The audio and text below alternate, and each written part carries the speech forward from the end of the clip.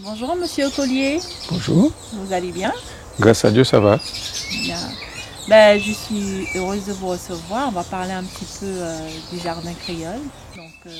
On va tâcher de définir le jardin créole et puis vous allez nous donner un peu votre aperçu de vos connaissances, de ce que vous savez, bien évidemment.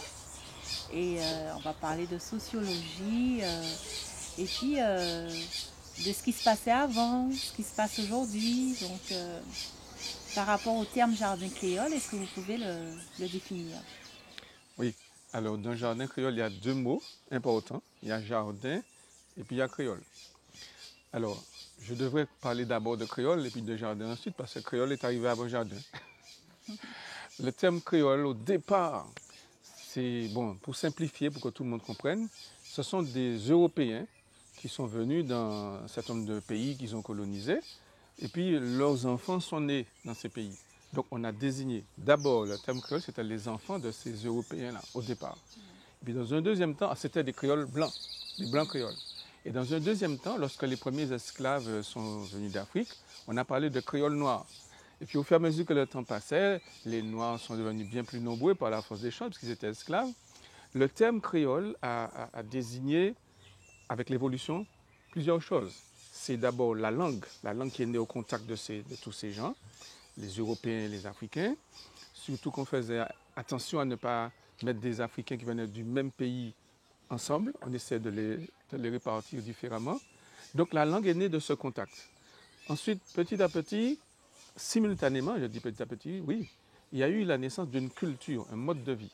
C'est-à-dire que pour répondre aux besoins, les hommes et les femmes qui vivent en ce temps-là ont mis des trésors d'imagination pour tirer des ressources naturelles ce que leur créativité, leur inventivité pouvait leur permettre de réaliser, de produire pour répondre à leurs besoins. C'était ça, le processus au départ. Concrètement, ça veut dire qu'au départ, les esclaves, autour de leur case, le samedi et le dimanche, ils plantaient des choses qui pourraient leur permettre de subsister. C'est ce qu'on appelle des cultures vivrières, pour vivre, hein, comme le nom l'indique. Et puis, c'était ça, au départ. Alors, le samedi et le dimanche, après la messe, les esclaves étaient autorisés à planter autour de leur case des fruits et légumes pour leur permettre de subsister, de vivre. C'est ça qu'on appelle des cultures vivrières. Bon, mais pendant toute la durée de l'esclavage, c'était ça, essentiellement ça. Bon, il y avait aussi certains esclaves qui parfois mettaient autour de la case deux ou trois plantes médicinales, parce qu'ils avaient gardé des réminiscences de ce qui s'est passé en Afrique.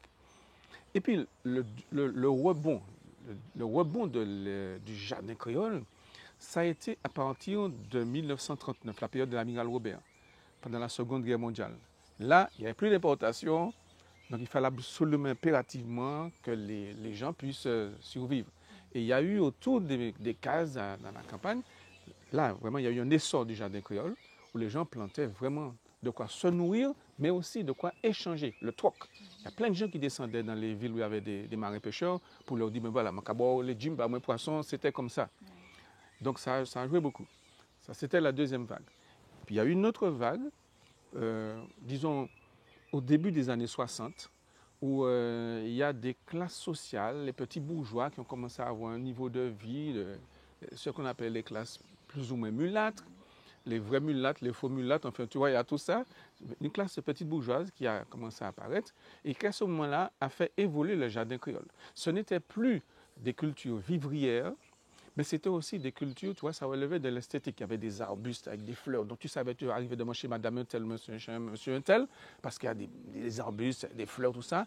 Et parfois, il y avait l'intelligence de faire les deux. Alors, il y avait des clôtures, mais des clôtures avec des plantes qui donnaient des fleurs, des arbustes des fleurs. Alors tout ça, c'était le jardin créole a évolué.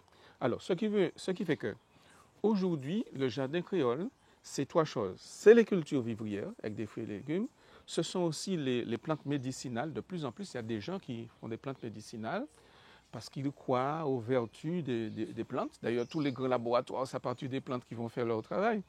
Et puis aussi les plantes décoratives. De plus en plus, il y a des gens qui font ça, la production de plantes décoratives. Bien, c'est passionnant tout ça. Et en fait, la question qui me vient à l'esprit, c'est Pourquoi est-ce que l'établissement justement autour du jardin créole de plantes décoratives ne s'est pas davantage généralisé? Il y a plusieurs raisons. La première, c'est que la société martiniquaise a évolué. Quand le jardin créole est né, s'est développé, c'était une société essentiellement rurale. Et puis on est allé petit à petit vers une société de services, comme dans le monde entier, de plus en plus de services. Et il y a des gens qui avant, ils avaient le temps de s'occuper de tout ça. Maintenant, avec la vie que nous avons, avec les villes, l'urbanisme et tout ça, l'urbanité, les gens n'ont plus le temps. Donc c'est plus facile pour certaines personnes d'aller acheter des fleurs chez une fleuriste plutôt que de se mettre à planter des fleurs autour de la maison. Ça ne s'est pas complètement perdu, mais c'est... Et puis il y a un phénomène aussi, c'est que les femmes travaillent beaucoup plus aujourd'hui. Avant, elles étaient beaucoup plus à la maison, donc forcément, elles n'ont pas nécessairement le temps de s'occuper de tout ça. Mais ça ne veut pas dire que c'est impossible. C'est une question d'organisation aussi. Enfin, je décris un phénomène social. Voilà. Donc c'est pas les femmes qui s'occupaient du jardin? Principalement. La partie décorative, médicinale, c'était principalement les femmes. Bon. Et puis, il y a aussi le fait que ce n'est pas seulement pour les jardins créoles, hein, ce que je dis là, pour les fleurs, tout ça, c'est pour tout. Il y a une société qui donne une place très importante à l'importation de toutes sortes de produits. Donc voilà, ça agit sur les fleurs, ça agit sur les plantes médicinales. Les gens, plutôt que de chercher les vertus des plantes, eh bien, on peut faire aller à la pharmacie, clac, clac, c'est réglé.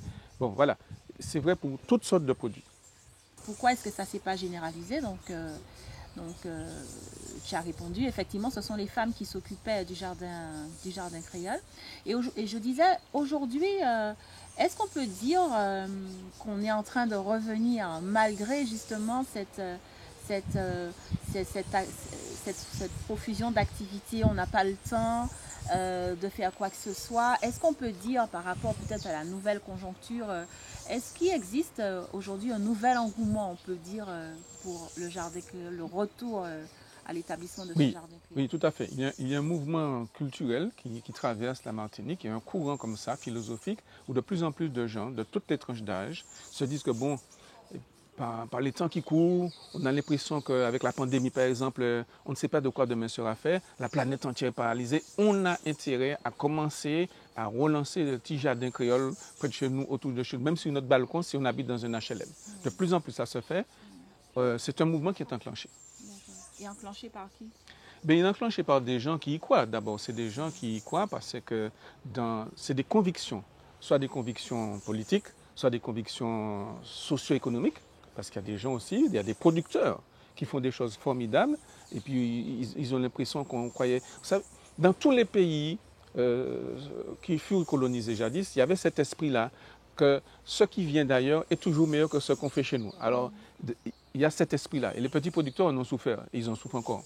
Donc, plus nous aurons des producteurs qui vont faire des choses qui sont acceptées, alors il y a la vogue du bio et tout ça, qui fait qu'aujourd'hui, les Martiniquais de plus en plus cherchent une alimentation de plus en plus saine, même si pour des raisons économiques, il y a des gens qui vont quand même dans les hypermarchés parce que c'est moins cher, leur porte-monnaie ne va pas plus loin, ça peut se comprendre, mais ce mouvement est enclenché. Il ne s'arrêtera pas parce que nous sommes entrés dans une période qui est extrêmement difficile et j'ai l'impression que ça va devenir de plus en plus difficile. Tout à fait, tout à fait. Alors moi, c'est vrai que je vois l'aspect des difficultés par rapport à ce qui se passe actuellement, hein, les problèmes planétaires, sanitaires qui existent.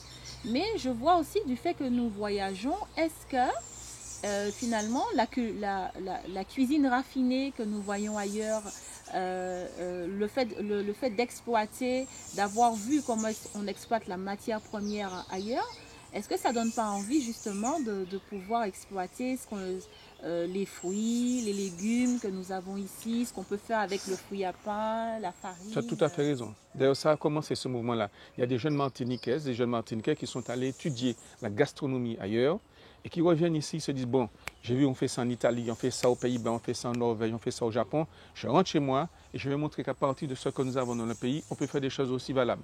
Et on a des grands chefs comme ça, bon, je ne vais pas citer de nom, mais il y a des grands chefs qui sont entrés, ils font des choses extraordinaires. D'ailleurs, il y a d'autres grands chefs qui viennent d'ailleurs pour essayer de copier ce qu'ils font. Tout à fait. Donc le jardin créole a un avenir. Il a de l'avenir, si nous savons l'utiliser intelligemment. Nous sommes tournés vers la mondialisation, c'est-à-dire que, eh bien, face à ce qui se fait ailleurs, il faut que nous soyons à même de proposer des choses Et c'est là qu'intervient l'aspect culinaire et la cuisine dite gastronomique, avec ce que nous rejetions auparavant qui devient brusquement quelque chose d'utile et de première nécessité. J'ai envie de dire, est-ce que Raymond Collier, on va peut-être terminer par là, la Martinique n'a pas quelque chose à proposer aussi au monde? Oui, je rebondis sur ce que tu as dit concernant la gastronomie. Parce que l'histoire nous enseigne ça. Il y a des cycles comme ça. Quand j'avais 10 ans, je me souviens que les gens méprisaient les oursins, les langoustes, les choses comme ça, les crabes toutons, je sais ça, les marins pêcheurs. Les gens étaient fâchés quand un pêcheur leur donnait sec le poisson. Et puis avec le temps, on a appris à les intégrer dans la gastronomie. Et aujourd'hui, les oursins, c'est le caviar des Caraïbes. Donc, il n'est pas impossible que demain, les prunes de citer, le fouille à pain, le manioc, le mango d'Ican, le dachine deviennent la colonne vertébrale de la gastronomie créole. Tout à fait. Eh bien, c'est bien. Et puis, peut-être ça peut amener vers une note un peu spirituelle. Nos yeux s'ouvrent. Peut-être qu'à un certain moment, ils ont été fermés. Et puis, on prend conscience de qui on est, de nos valeurs. Et donc, à partir de là, on est capable à même d'apporter, nous. Amen. Voilà.